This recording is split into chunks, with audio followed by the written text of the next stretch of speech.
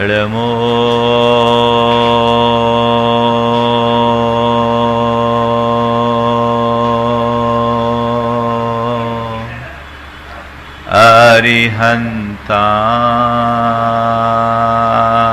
अरिहन्ताणं नमो अरिहन्ताणं नमो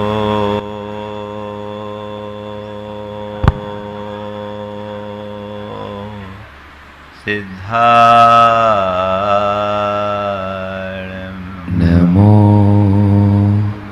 सिद्धाणं नमो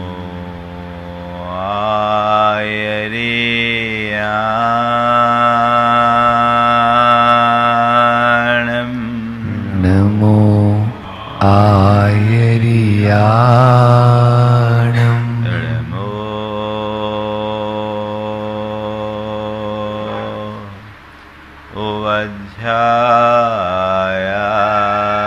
उवध्यायाणं नमो उवध्यायाणं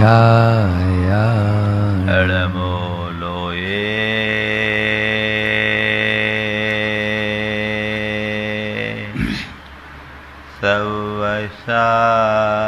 सवसाहुनं नमो लोये सवसाहुनं एषो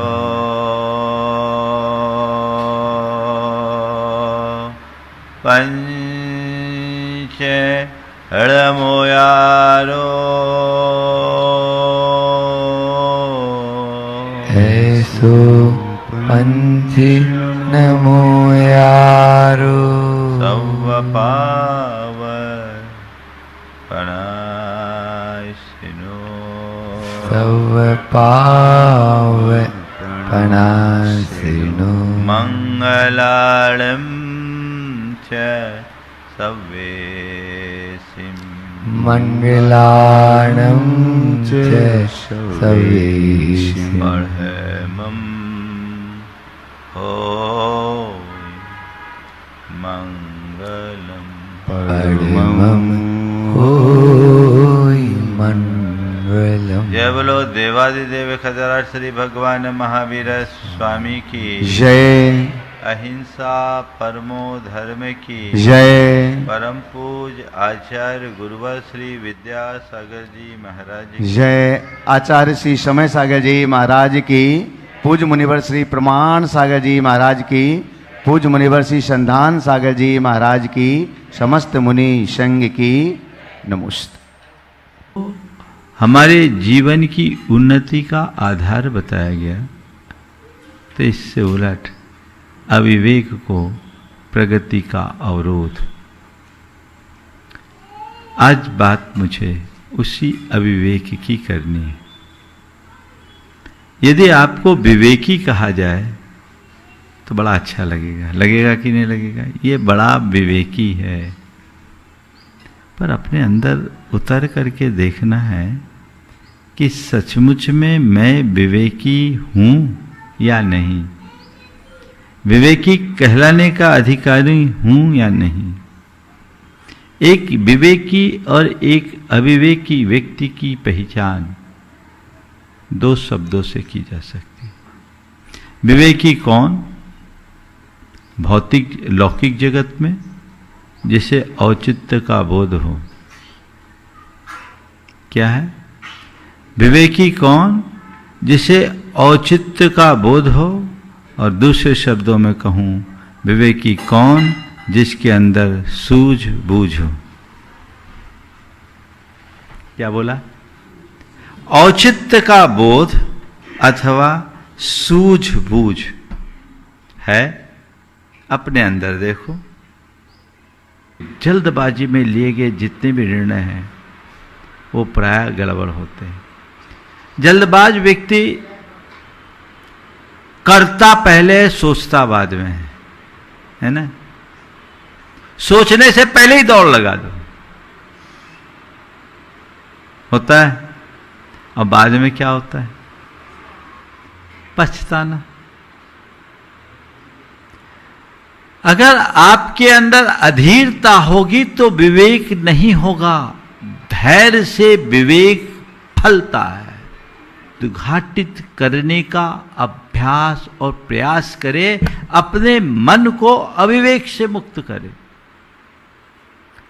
4 कारण है जो अविवेक को जन्म देता है और 4 लक्षण हैं जो हमारे अंदर अविवेक को दर्शाते हैं।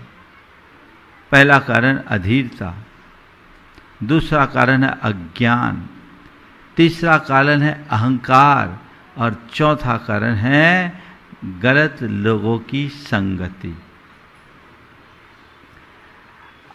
अधीर व्यक्ति सोचता ही नहीं, तो हड़बड़ हड़बड़ हड़बड़। और हम लोगों ने तो एक कहावत बचपन से ही सुन रखी है, हड़बड़ी में गड़बड़ी। हड़बड़ी से बचें, अपने आप में धैर्य लाने का प्रयास हमारा होना चाहिए। जिस व्यक्ति के अंदर अज्ञान है, जीवन के अच्छे बुरे की समझ नहीं है, कर्तव्य अकर्तव्य का बोध नहीं है, आत्मा अनात्मा का भान नहीं है, हे उपादेय का ज्ञान नहीं है, उससे हम विवेक की कोई अपेक्षा नहीं रख सकते। जो अहंकार में पलता है उसके जीवन में विवेक आ ही नहीं सकता, क्योंकि अहंकार सबसे पहले हमारी बुद्धि पर एक आवरण ला देता है। वो किसी की सुनेगा नहीं, अहंकारी को किसी की सुनता ही नहीं। जो है मैंने कह दिया वो सही। अहंकार की स्थिति में जो कुछ भी होता है वह प्रायः अविवेकपूर्ण होता है। और फिर जब गलत लोगों की संगति में रहोगे तो विवेक कुंद होगा ही होगा। आसक्ति भी हमारे विवेक को नष्ट करती। बुद्धि के विनाश का कारण आसक्ति है। अगर मनुष्य किसी व्यक्ति और वस्तु से आसक्त हो जाता है, उसके पीछे पागल हो जाता है, तो उसको उसके अलावा कुछ नहीं दिखता, वही सब कुछ दिखता। करनी अकरनी का सारा भेद भूल जाता है और प्रायः कुछ गलत कदम उठा लेता है।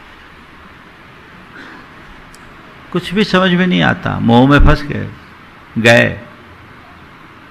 ये अविवेक के मूल कारण है और उसके लक्षण हमें दिख जाएंगे। हमारे अंदर विवेक है कि नहीं। जल्दबाजी है तो समझ लो आपके अंदर विवेक नहीं है। फैसला लेना, बाद में पछताना, अविवेक का पहला लक्षण है जल्दबाजी। दूसरा है भाव प्रवणता, भावुकता, भावनाओं में बहकर निर्णय ले लेना। बाद में आदमी पछताता, अरे क्या करे, उस समय भावुकता में मैंने बोल दिया, भावुकता में फैसला ले लिया, भावुकता में हमने कमिटमेंट कर दिया, अब ये नतीजा आ गया। होता है जल्दबाजी में हमने निर्णय लिया और मामला हमारे हाथ से फिसला। ये अक्सर देखने में आता है और बाद में हमारे पास केवल और केवल पश्चाताप रह जाता है और कुछ नहीं। और फिर अविवेकी होने का एक लक्षण और है कि बार बार उसी गलती को दोहराना। जो एक बार कर दिया, गलतियां विवेकियों से भी क्वचित कदाचित हो जाती है, लेकिन विवेकी और अविवेकी में इतना ही अंतर है। विवेकी अपनी गलती को सुधारता है और अविवेकी उसी गलती को रोज रोज दोहराता रहता है। आप अपने अंदर उतर करके देखिए, यदि आप एक ही गलती को बार बार दोहरा रहे हो तो मान करके चलना आप गलती पर गलती कर रहे हो, आपका जीवन अविवेक से घिर गया है। और दूसरों की बातों में आकर खुद का नुकसान करना, दूसरों की अच्छी बातों को न स्वीकारना और गलत बातों को मानकर निर्णय ले लेना और उसी गलती को बार बार दोहराना। दूसरों की बातों में आए, अपना नुकसान कर लिया, अरे क्या करें, हम तो उसके बातों में आ गए, हम तो उसके बातों में आ गए, हम तो उसके बातों में आ गए। और आजकल तो ऐसे बहुत सारे लोग हैं। क्या करते वो लोग आपके साथ? सरकार जागरण का एक बहुत बड़ा संदेश आप सबको दे रही है। रोज रोज बड़ी बड़ी चर्चाएं आती है, लेकिन उसके बावजूद रोज रोज लोग गलतियां करते हैं। आपको ट्रैक करके आपको भारी लाखों करोड़ों का नुकसान दे रहे हैं। और ये सब किसके साथ हो रहा है? पढ़े लिखों के साथ कि गैर पढ़े लिखों के साथ? हाँ, तो पढ़े लिखे होने का मतलब विवेकी है क्या? बोलो। देखो, दो शब्द है, एक पढ़ा लिखा होना और एक अनपढ़ होना। हम लोग प्राय अनपढ़ को अच्छा नहीं मानते और पढ़े लिखे को बहुत अच्छा मानते, कहते ये ठीक है। अनपढ़ और पढ़े लिखे होने का कोई अर्थ नहीं है। निरक्षर और साक्षर में कोई बहुत बड़ा अंतर नहीं है। हो सकता है निरक्षर व्यक्ति बड़ा ज्ञानी हो और ये भी हो सकता है साक्षर व्यक्ति मूढ़ हो। अनपढ़ ज्ञानी हो सकता है, पढ़ा लिखा मूढ़ हो सकता है। ज्ञानी कौन? जिसमें विवेक है, और मूढ़ कौन? जो अविवेकी है। हमारी संस्कृति निरक्षर से साक्षर बनने की नहीं है, हमारी संस्कृति मूढ़ से ज्ञानी बनने की है। क्या बनने की है? मूढ़ से ज्ञानी। अपने अंदर उतर करके देखो कि मेरे भीतर मूढ़ता का कोई अंश तो नहीं है। यदि है तो मैं अपने जीवन से धोखा खाऊंगा, नुकसान उठाऊंगा, और उठा रहे हैं। ये जितनी भी घटनाएं होती है जो डर, अंधविश्वास, लालच और मोह में फंसते हैं, वे सब के सब मूढ़ कहलाते हैं। और ऐसे लोगों को बड़ी आसानी से बेवकूफ बनाया जाता है। आप लोगों के साथ रोज चीटिंग होती कि नहीं होती? बोलो। हाँ, आपने निर्णय ले लिया, कुछ भी कह दिया, सामने वाले की बातों में आ गए। बिल्कुल नहीं। हर व्यक्ति को अपने तरफ बहुत गंभीर होना चाहिए और बहुत सावधानी के साथ कोई भी कदम उठाना चाहिए। और यदि कदाचित कोई गलती हो जाए तो उसकी पुनरावृत्ति से बचना चाहिए। भावना योग हमें वही सामर्थ्य देगा जिसको हम अपने जीवन में उतारें तो बहुत बड़ा परिवर्तन और बदलाव घटित किया जा सकता है। एक अविवेकपूर्ण निर्णय पूरे जीवन को बहुत पीछे ले जाता है, क्योंकि गलत निर्णय से अच्छे परिणाम कभी नहीं होंगे, सिवाय नुकसान के और कुछ नहीं। अविवेक का आप अनुभव करें, 4 तरह का परिणाम होता है। गलत निर्णय जैसे नुकसान, संबंधों में खटास, पश्चाताप की अनुभूति और दिशाहीनता, जीवन में भटकाव, ये होता है। अगर आपके मन में विवेक नहीं रहा, आप गलत निर्णय लिए तो नुकसान झेलना ही है। सूझबूझ के अभाव में नुकसान होता है। अविवेकी व्यक्ति के संबंध कभी मधुर नहीं हो सकते। वो कब क्या बोल दे, ना तो उसकी बोली में कोई विचार होता है, विवेक होता है, ना व्यवहार में कोई विचार और विवेक होता है। उसके प्रत्येक भाषा और व्यवहार में अहंकार और दर्प झलकता है। संबंध कैसे अच्छे बनेंगे? वो कभी नहीं बन सकेंगे। और फिर बाद में पश्चाताप, रो, आत्मग्लानि से भरो, उसके अलावा और कोई रास्ता ही नहीं। और अविवेक है तो अब क्या करूं क्या ना करूं कुछ समझ में ही नहीं आएगा, दिशाहीन हो जाएंगे। ये तो व्यवहारिक विवेक की बात है। विवेक शब्द को आध्यात्म क्षेत्र में भी बहुत ऊंचा स्थान दिया गया। व्यवहारिक विवेक का मतलब है सूझबूझ से संपन्न होना, औचित्य के बोध से जुड़े रहना।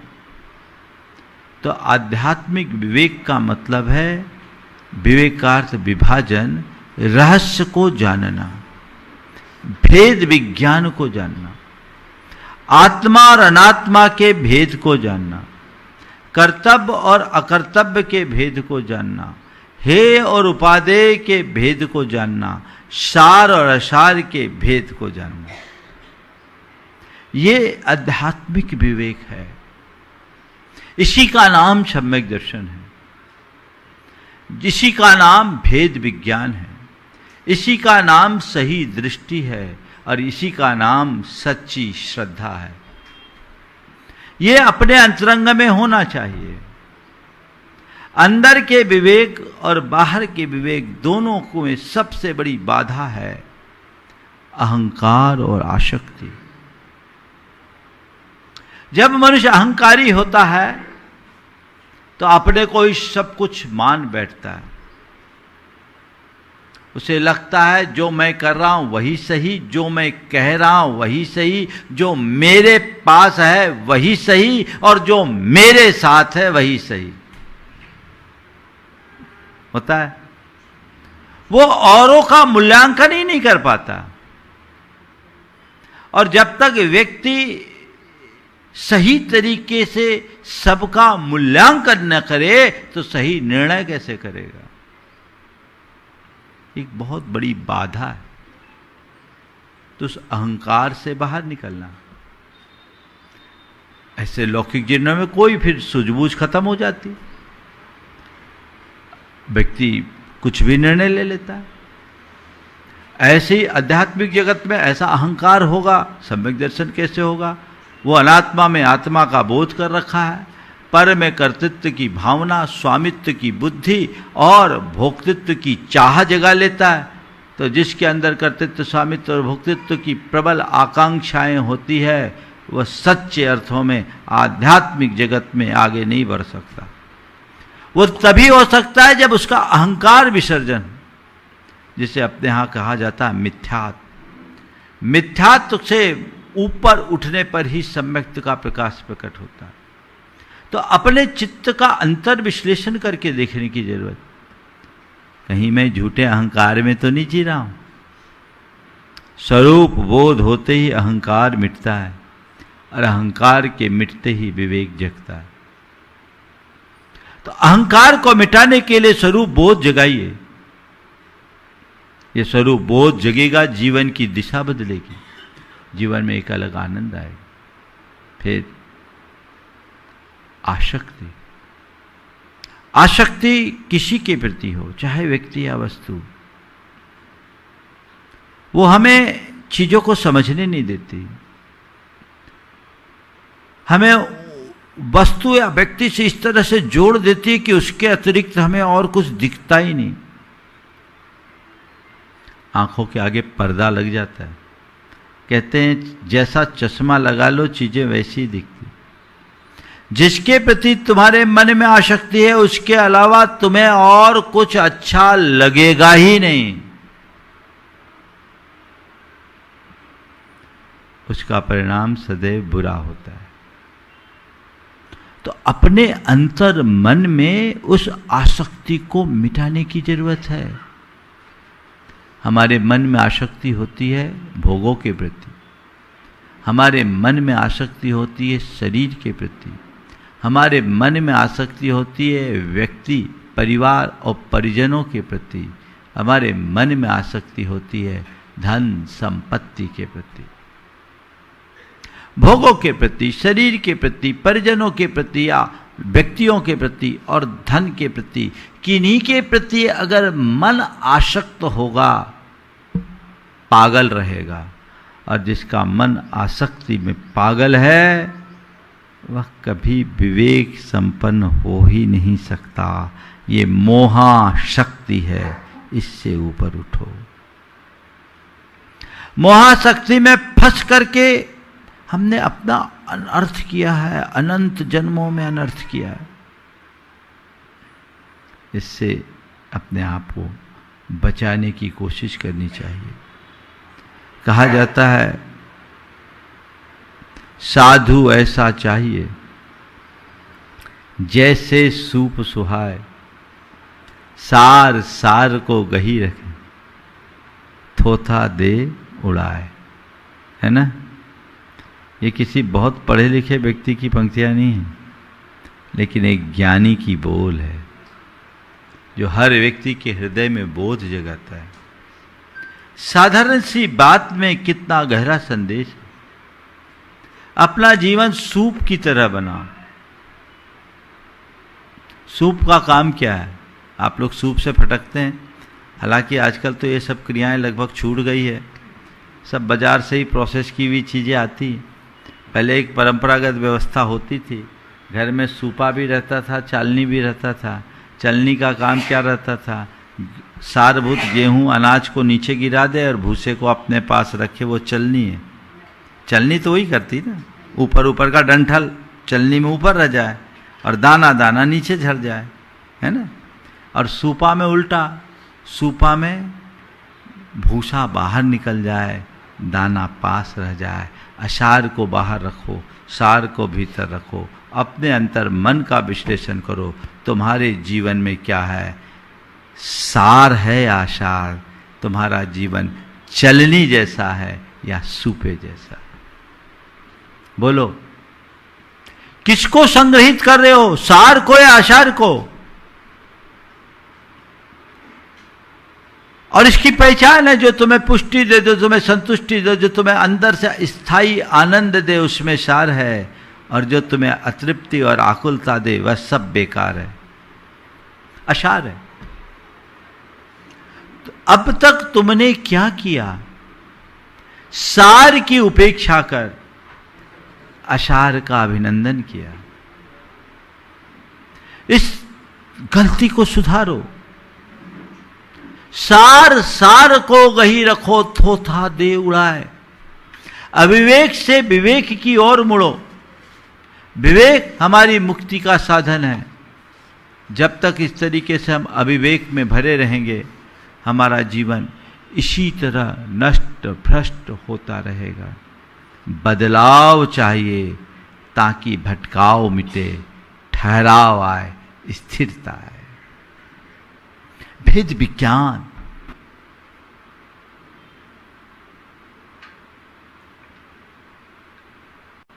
विवेक। किसके अंदर विवेक? विवेक क्या है? कबीर ने बहुत अच्छी बात कही, समझा समझा एक है, अनसमझा सब एक। समझा समझा एक है, अनसमझा सब एक। तिनको समझा जानिए जिनके घट में विवेक। किसको समझदार बोलेंगे? हाँ, है ना। आजकल के पढ़े लिखे लोग कैसे होते मालूम? एक लड़की सब्जी लेने गई, पाव भर टमाटर ली। टमाटर लेने के बाद अपने थैले में डलवाया। उसके बाद 2 किलो कद्दू लिया, थैले में डालने को बोला, बोले डाल दो। सब्जी वाले ने कहा, बहन जी आप क्या कर रही है? बोले तुम क्या सोच रखे हो, मैं पढ़ी लिखी हूं, MBA हूं। मैं पढ़ी लिखी हूं, MBA हूं, तुम डालो। बोले बहन जी गड़बड़ हो जाएगा, टमाटर पर आप कद्दू मत डालो। मैं बोल रही हूं ना डालो, तुम अनपढ़ क्या जानोगे। अब बेचारा क्या करेगा, उसने टमाटर के ऊपर कद्दू डाला तो टमाटर का कचूमर निकल गया, सारे टमाटर पिचड़ गए। होता है? बोलो ये क्या है? समझा समझा एक है, अनसमझा सब एक। तिनको समझा जानिए जिनकी घट में विवेक। तो जिसके घट में विवेक है, आप केवल उसको समझा जानिए, बाकी तो सब नास समझ है। आपको अगर नास समझ बोल दे तो बुरा लगेगा कि नहीं लगेगा? बोलो। मैं बोलूँगा भी नहीं, मैं तो मानता हूँ सब समझदार है ना। आप लोग कितने समझदार हैं कि कहते ही समझ जाते हैं कि महाराज कहना क्या चाह रहे हैं। समझ गए कि नहीं समझे? देखो सब समझ जाते हैं, बस इतनी समझ, और ये समझ यदि स्थायी बन जाए तो जीवन का कायाकल्प हो जाए। जीवन का कायाकल्प हो जाए, वो अंतर्बोध जगाना है। तो आज हम अपने अंदर के विवेक को जगाना चाहते हैं, और विवेक को जगाने के लिए एक छोटा सा भावना योग हमें नियमित करना है। और कुछ चीज़ें जो आपको अपने चित्त में दोहराने की है, जो हमेशा अपने जीवन में जुड़े, प्रार्थना से लेकर सामायिक तक मैं प्रारंभ करता हूँ। लगभग 8 मिनट तक की एक क्रिया होगी जो हमें विवेक संपन्न बनाने की शक्ति देगी। सहज शांत बैठ जाएं और अपने अंदर स्थिरता रखें। सांस आ रही है, सांस जा रही है। आती जाती सांसों को सहज आते जाते देखें।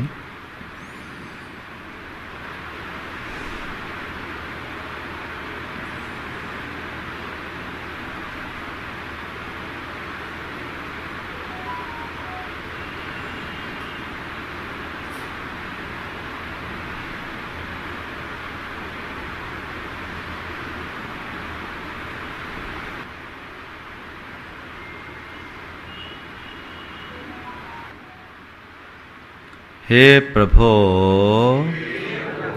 आपके चरणों में कोटि कोटि बंदन, कोटि कोटि आभार। हे प्रभु, आपकी कृपा से मुझे जीवन का यह नया दिन मिला। मुझे ऐसी शक्ति दे कि मैं आज के इस दिन को अच्छा दिन बना सकूं। हे प्रभु, मुझे ऐसी दृष्टि दे कि मैं सही निर्णय ले सकूं। हे प्रभु, मुझे निर्णय की सही दृष्टि दो। हे प्रभु, मुझे निर्णय की सही दृष्टि दो। हे प्रभु, मुझे निर्णय की सही दृष्टि दो। हे प्रभु, मुझे निर्णय की सही दृष्टि दो। हे प्रभु, मुझे निर्णय की सही दृष्टि दो। मुझे भ्रम से नहीं ज्ञान से चलना है। मुझे भ्रम से नहीं ज्ञान से चलना है। मुझे भ्रम से नहीं ज्ञान से चलना है। मुझे भ्रम से नहीं ज्ञान से चलना है। मुझे भ्रम से नहीं ज्ञान से चलना है। मुझे अपना काम स्थिरता और विवेक से करना है। स्थिरता और विवेक से करना है। मुझे अपना काम स्थिरता और विवेक से करना है। स्थिरता और विवेक से करना है। मुझे अपना काम स्थिरता और विवेक से करना है। स्थिरता और विवेक से करना है। हे प्रभु, बीते दिन में मैंने अनेक बार जल्दबाजी में गलतियां की, बिना विचारे निर्णय लिया, गलत कदम उठाया, बिना सोचे कुछ भी बोला, कुछ भी किया। मैं अपनी इन गलतियों को स्वीकार करता हूँ। मेरे हृदय में इन गलतियों के प्रति घोर ग्लानि है। मैं उनका परित्याग करता हूँ अपनी गलतियों को स्वीकार करते हुए अपनी गलतियों को स्वीकार करते हुए उनका सुधार करता हूँ। उनका सुधार करता हूँ। हे प्रभु, हे प्रभु, मेरे अविवेकपूर्ण निर्णयों से मेरे अविवेकपूर्ण निर्णय से जिस किसी का भी दिल दुखा हो, जिस किसी का भी दिल दुखा हो, कष्ट पहुँचा हो, कष्ट पहुँचा हो, उन सभी से उन सभी से मैं हृदय से क्षमा मांगता हूँ। मैं हृदय से क्षमा मांगता हूँ। अपनी ओर से उन्हें क्षमा करता हूँ। अपनी ओर से उन्हें क्षमा कर, वे भी मुझे क्षमा करे। वे भी मुझे क्षमा कर। हे प्रभु, हे प्रभु, अब मैं सोच कर निर्णय लूंगा। अब मैं सोच कर निर्णय लूंगा। अब मैं सोच कर निर्णय लूंगा। अब मैं सोच कर निर्णय लूंगा।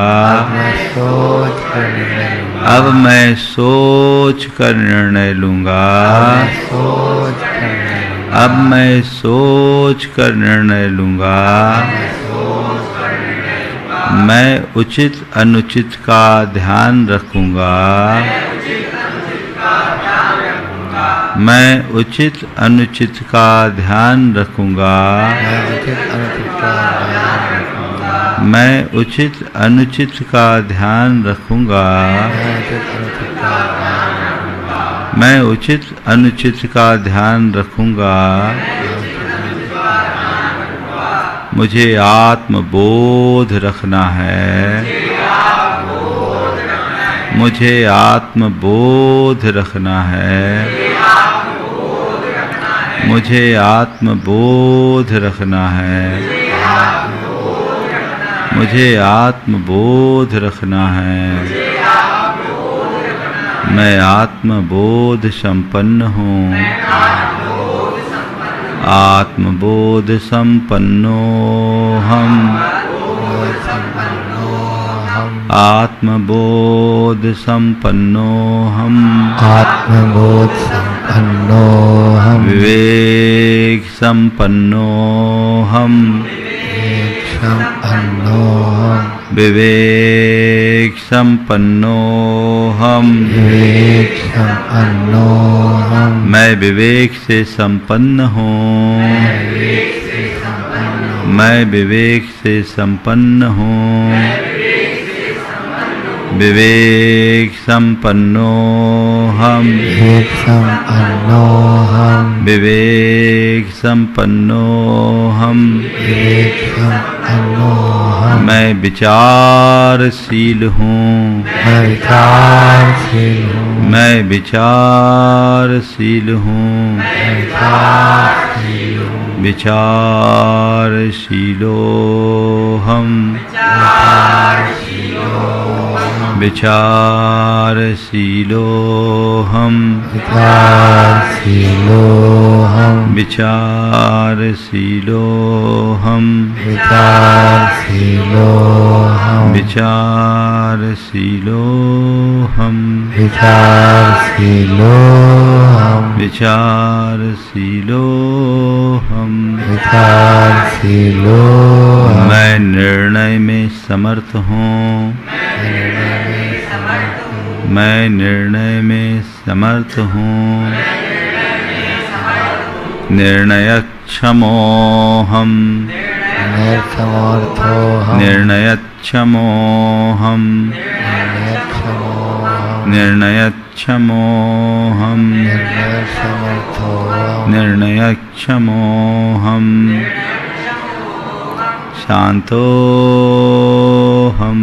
शांतो हम। शांतो हम। शांतो हम। शांतो हम। शांतो हम। शांतो हम। शांतो हम। शांतो हम। शांतो हम। शांतो हम। सहजो हम। सहजो हम।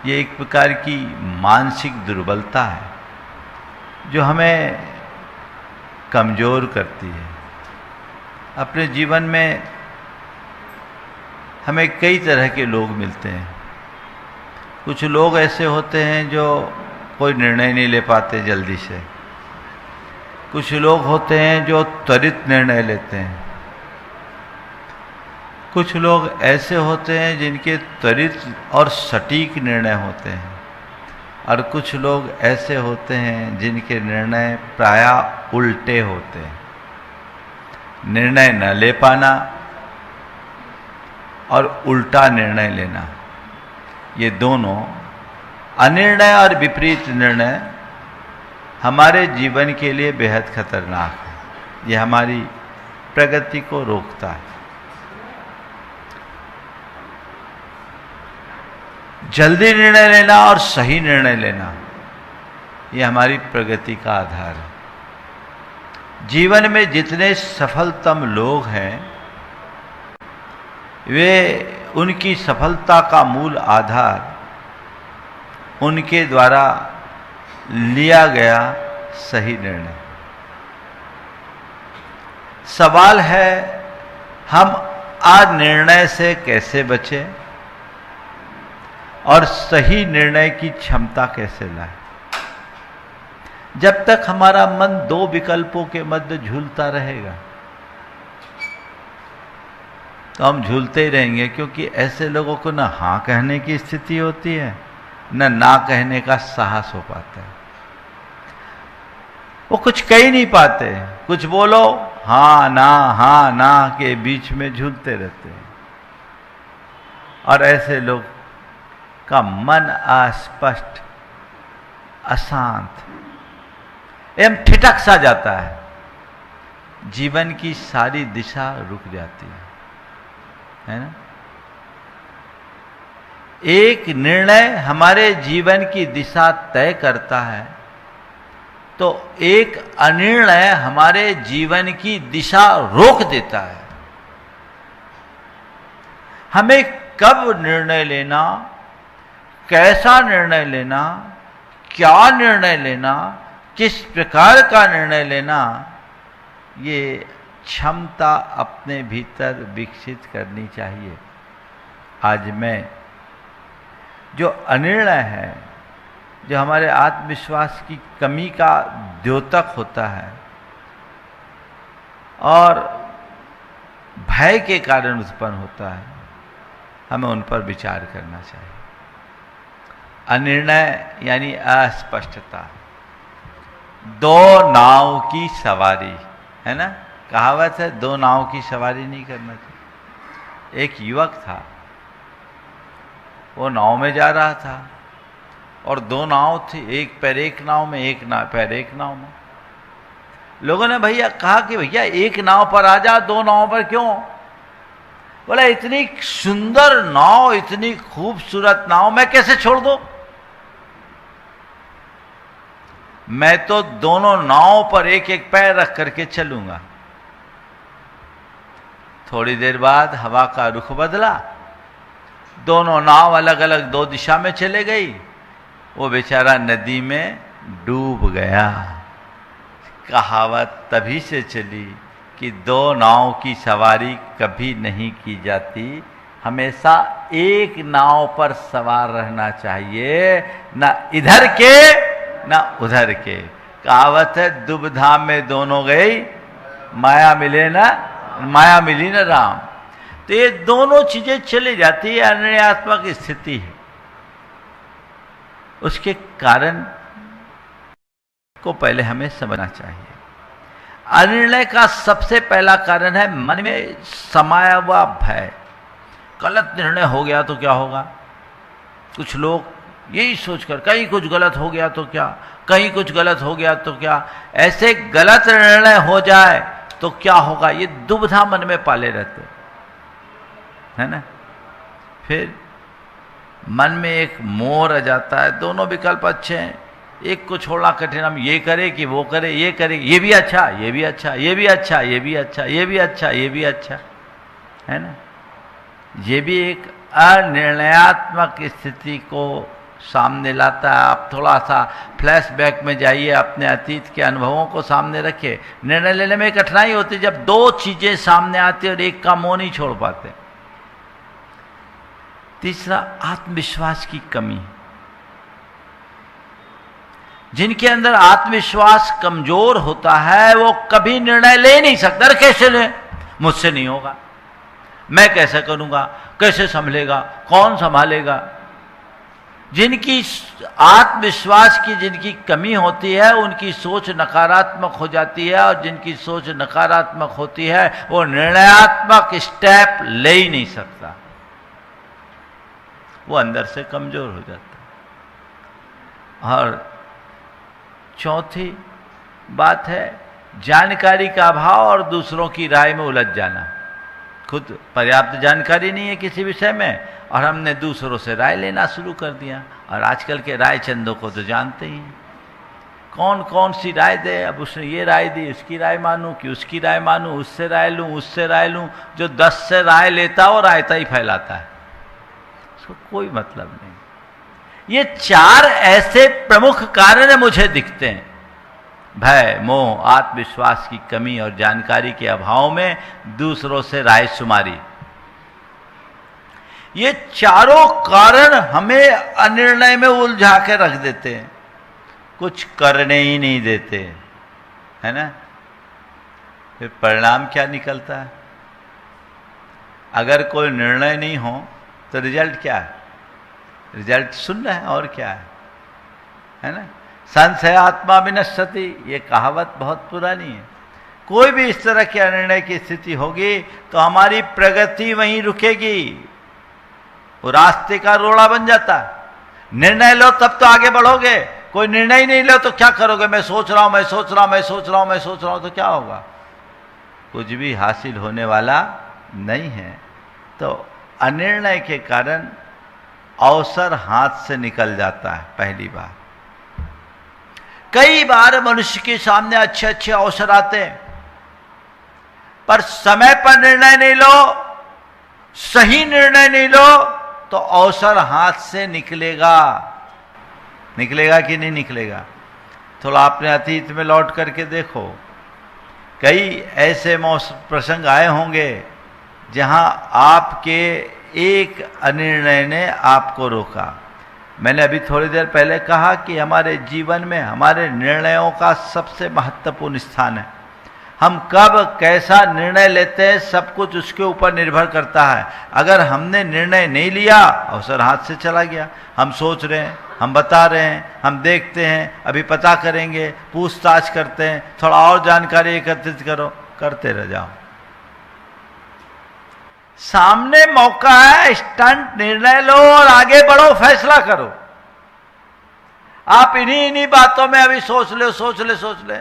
जल्दबाजी में निर्णय लेना भी ठीक नहीं है, लेकिन निर्णय के बारे में बहुत ज्यादा सोचना भी ठीक नहीं है। ज्यादा सोचिएगा, अनिर्णयात्मक स्थिति में रहने वाले अवसर खो देते हैं। फिर मौका हाथ से निकलता है और मौका हाथ से निकलने के बाद हाथ मलने के अलावा कुछ भी बचता नहीं है। केवल अरे चूक गए। सही समय पर, सही अवसर पर सही निर्णय लेना चाहिए। अगर अनिर्णयात्मक स्थिति में होंगे तो आप अपना अवसर खो देंगे। दूसरी बात, समय बर्बाद। अभी कुछ सोच ही नहीं रहे, सोचते हैं। टाइम किलिंग के अलावा और क्या है? भाई निर्णय लो, रुको क्यों, आगे बढ़ो और एक नतीजे तक पहुंचो। ये प्रयास ठीक होना चाहिए। ऐसा प्रयास और पुरुषार्थ जब हमारे जीवन में जुड़ता है, जीवन की दिशा बदलती है।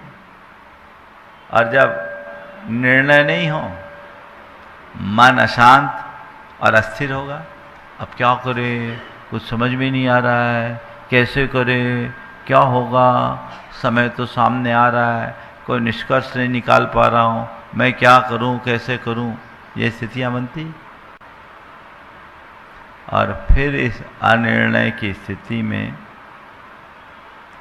संबंधों में दरार आती है, रिश्तों के बीच खटास आती है, तनाव उत्पन्न होता है।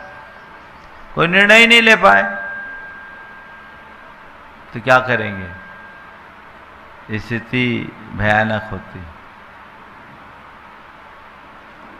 पति दफ्तर से आया, पत्नी ने पूछा क्या बनाऊं, पुलाव बनाऊं या उपमा?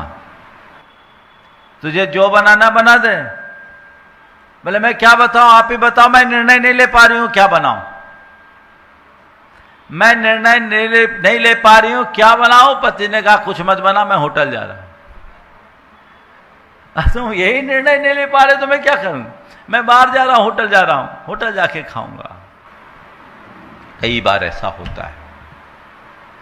तो ये हमारे अनिर्णय के परिणाम है ना। कई बार आप लोग अपने व्यवहारिक जीवन में देखिए, बच्चे हैं, बच्चे को पढ़ाना है, बच्चा कौन सी लाइन लेना चाहता है वो निर्णय नहीं ले पा रहा है। बच्चा बाहर पढ़ना चाहता है, आप निर्णय नहीं ले पा रहे हैं। व्यापार करना है, किस लाइन में आगे बढ़ूं, आप निर्णय नहीं ले पा रहे हैं। संबंध करना है, और ये दुविधा तब आती है जब एक से 2-3 विकल्प आ जाते हैं। तो उन 2-3 विकल्पों में कौन सा बेहतर है इसको चुन नहीं पाते, है ना। तो बड़ी दुविधा होती है। एक बार एक बहन जी ने मुझसे सवाल किया कि महाराज जी हम निर्णय नहीं ले पाते हैं, क्या करें, है ना। अनिर्णयात्मक स्थिति है, उसके लिए क्या करें? तो मैंने अभी कल के शंका समाधान में भी बात की थी। निर्णय के लिए 4 बातें अपने को ध्यान में रखना चाहिए। पहली बात, अनुभव को साथ रखें। दूसरी बात, औचित्य का ख्याल रखें। तीसरी बात, आत्मविश्वास के धनी बने। समझ गए? अनुभव को साथ रखे, औचित्य का ख्याल रखे, आत्मविश्वास के धनी बने। कोई भी काम करे तो आत्मविश्वास के साथ करे, समझे। और चौथी बात, जब भी कोई पुराने अनुभव हैं उनकी समीक्षा करें, चूक जाए तो, या भगवान का नाम लो और आगे बढ़ो। ये चौथा स्टेप है। पुराने अनुभव साथ में रखे। एक सफलतम व्यक्ति से किसी ने पूछा, आपकी सफलता का राज क्या है? उन्होंने उत्तर दिया, सही निर्णय। सामने वाले ने पूछा कि आप सही निर्णय लेने की क्षमता कैसे पाए? तो उसने उत्तर दिया, अनुभव। अनुभव के बल पर। पूछा, अनुभव कहां से पाया? बोला, गलत निर्णय। गलत निर्णय। सामने वाला भौचक करा गया कि गलत निर्णय से सही निर्णय लेने की क्षमता कैसे पाई? उन्होंने कहा, मैंने अपने हर गलत निर्णय की समीक्षा की और तय कर लिया भविष्य में ऐसा कभी नहीं करूंगा। नतीजा, मैं सही निर्णय लेने में समर्थ हो गया।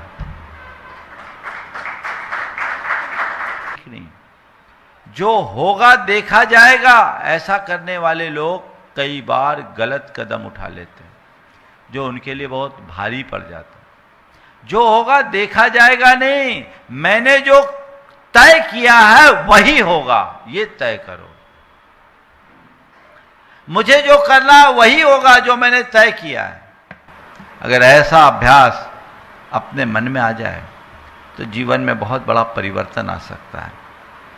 हम एक साधना पत्रक आपको देना चाहेंगे अनिर्णय से बचने के लिए, एक अभ्यास, क्योंकि ये एक मानसिक कमजोरी एक दिन के प्रवचन से ये दूर नहीं हो। इसके लिए आपको एक लंबा अभ्यास करना होगा। आज रोज का आप एक पत्रक बनाएं और उसमें देखें सबसे पहले कि आज मैंने कौन सा निर्णय टाला, क्यों टाला। बहुत सारे निर्णय टालते हैं। अब आपको जस्टिफाई करके देखना है, मैंने क्या निर्णय लेना था, कौन सा निर्णय लिया, टाला, क्यों टाला। गाड़ी लेनी है, लेनी है, अब टाल दिए, आज नहीं, अब देखते हैं कौन सी गाड़ी लेनी है, ये निर्णय नहीं कर पा रहे हैं, कब लेनी है निर्णय नहीं ले पा रहे। कौन सा निर्णय टाला? आप अपने दिन भर की दिनचर्या में बहुत सारे निर्णय होते हैं जो आपको लेना होता है। जो निर्णय कर लिए उनकी बात मैं नहीं कर रहा हूं, अनिर्णय से बाहर निकलने की बात कर रहा हूं। तो कौन सा निर्णय टाला और क्यों टाला? क्यों टाला? वो डर के कारण, डर लग रहा था, पता नहीं ये निर्णय सही होगा या नहीं, उस पर टिक लगा। मोह के कारण, दोनों अच्छे लग रहे, ये भी नाव सुंदर है, वो भी नाव सुंदर है, कुछ पर सवार हूं, ये भी सही है, वो भी सही है, इसके कारण। अपनी असामर्थ्य, आसक्ति के भान के कारण कि मैं इसमें समर्थ नहीं हूं, असमर्थता है मेरे लिए, मैं इस कारण से अपने निर्णय को टाला। और किसी के दबाव के कारण मैंने निर्णय को टाला, अथवा मेरे निर्णय में स्पष्टता का अभाव था, मैं खुद तय नहीं कर पा रहा था क्या सही है क्या गलत। इस कारण, जो भी कारण है उस पर टिक करें, टिक करके देखें और नोट करें, आज मैं इस कारण से अपने इस निर्णय को दूर किया, टाल दिया। फिर उसके बाद जो हमने निर्णय टाला है, जिस कारण से टाला, उस कारण की वास्तविकता को देखें और उसका निवारण की बात करें। भय के कारण अगर निर्णय टाल रहा है तो अपने अंदर अभय के संस्कार को जगाएं। मोह के कारण है तो हम मोह की जगह यथार्थ को सामने रख करके चलने का अभ्यास करें। अगर असमर्थता है तो अपने सामर्थ्य के विकास की बात सोचें। बाहरी दबाव आ रहे तो उस दबाव से अपने आप को मुक्त करने का अभ्यास करें। और स्पष्टता का अभाव है तो हम चीज़ों को स्पष्ट करने का अभ्यास करें, क्षमता विकसित होगी। फिर दूसरा सवाल, जब ऐसी चीज़ें थी, सिचुएशन ऐसी थी, मैं कुछ नहीं कर पाया, टाल तो दिया, वहीं रुकना तो मेरे लिए ठीक नहीं था। मुझे चाहिए कि किसी अनुभवी से मैं सलाह लूँ, तो क्या मैंने किसी अनुभवी से सलाह ली? यदि हाँ तो किससे, और उसने क्या सलाह दी, मैंने क्या सीखा? सलाह ले ली, सलाह लेने के बाद केवल सलाह तक सिमट कर रहा या आगे कुछ किया, ये मुझे देखने की जरूरत है। फिर मैंने जो निर्णय लिया, उस निर्णय में मेरा दीर्घकालिक उद्देश्य जुड़ा था कि अल्पकालिक उद्देश्य? मेरा उद्देश्य स्पष्ट था कि नहीं, यह हमें देखना है। और क्या निर्णय लेने के बाद मैं कभी डगमगाया? अपने अतीत का ये सवाल अपने मन से पूछिए। यदि हाँ तो क्यों डगमगाया, किस वजह से डगमगाया, उसका उत्तर हमें देखना है। और एक कोई छोटा सा निर्णय जो मैंने आज लिया, उसमें मेरा आत्मबल कितना था या नहीं, ये हमें जांचना है। ये अभ्यास पत्रक आपको उपलब्ध होगा, अभी बहुत जल्दी इसकी पुस्तक आएगी। यह अभ्यास पत्रक को आपको नियमित समय तक आपको इसका अभ्यास करना है, एक बुराइयों को दूर करने के लिए। ये सवाल अपने आप से पूछना है और खुद उसका उत्तर देना है। कल मैंने कौन सा निर्णय स्पष्टता से लेना चाहता हूं, उसके बारे में भी आप विचार करें और फिर प्रतिज्ञा वाक्य दोहराएं। मेरा वाक्य है, मैं प्रत्येक निर्णय में जागरूक, शांत और विवेकशील रहूंगा। मैं अपना निर्णय स्पष्टता से लूंगा। मैं सही समय पर सही निर्णय लूंगा। ये प्रतिज्ञा वाक्य है जिन्हें हमें बार बार दोहराना है। मैं प्रत्येक निर्णय जागरूकता के साथ लूंगा। मैं विवेकपूर्वक निर्णय लूंगा। मैं सही समय पर सही निर्णय लूंगा और मैं प्रभु कृपा से निर्णय लेने में सक्षम हूँ। मुझ पर प्रभु की, गुरु की कृपा है। ये कुछ प्रतिज्ञा वाक्य हैं। इनको आप नियमित दोहराने लगेंगे तो आपके अनिर्णय की क्षमता खत्म हो जाएगी और आप निर्णय लेने में समर्थ बन जाओगे। तो ये अनिर्णय एक बीमारी है, हमें उससे बाहर निकलना है, सही निर्णय लेना है, सही समय पर निर्णय लेना है, सही परिणाम उसके भीतर निकालना है। अगर ये हम कर लिए तो वो हमारे जीवन की उपलब्धि बनेगी, हम उस तरफ ध्यान दे सकेंगे। बोलिए परम पूज आचार्य गुरुवर श्री विद्यासागर जी महाराज की।